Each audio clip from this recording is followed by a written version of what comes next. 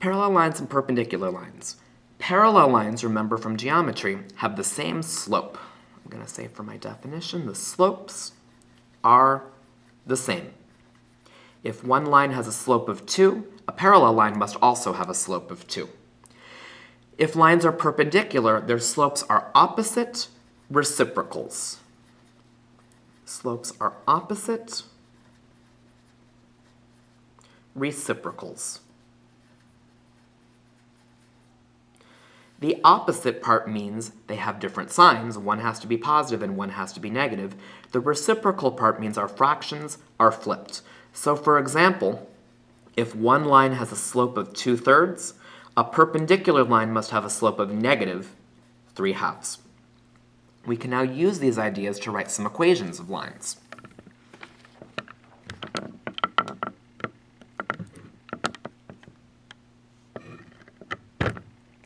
In this first example, we're asked to write the equation of a line parallel to y equals 2x minus 5 that goes through 4 comma negative 7. Well, I'm going to start the way I usually do with y equals mx plus b. And the slope of my new line, well, if I want it parallel to the original one, the slope has to be the same. So the slope of my new line is going to be 2. Y equals 2x plus b. To find my b value, I'm just going to take my point. I'm going to plug it in for my x and my y. I'm going to get negative 7 equals 2 times 4 plus b.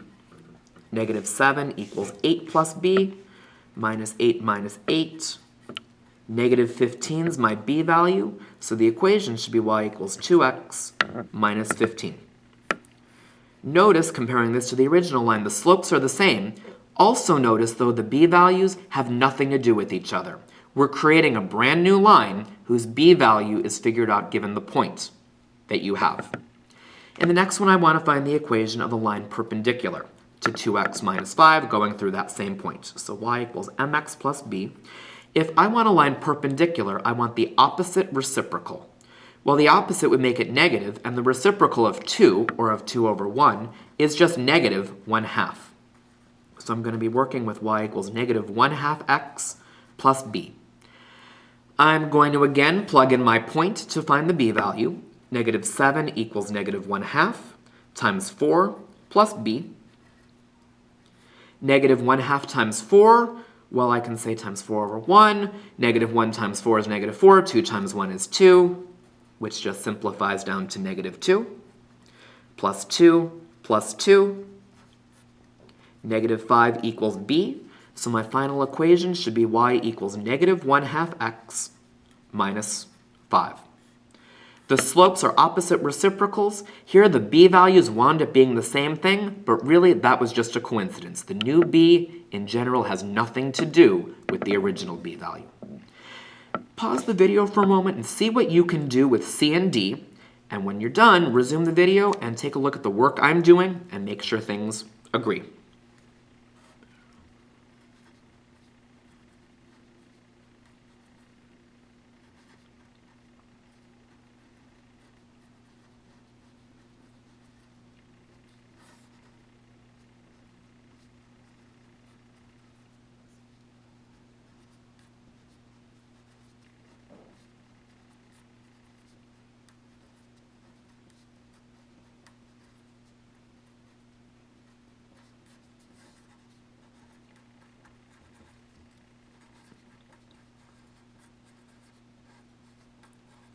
Letter C should be y equals negative 2/3 x minus 3.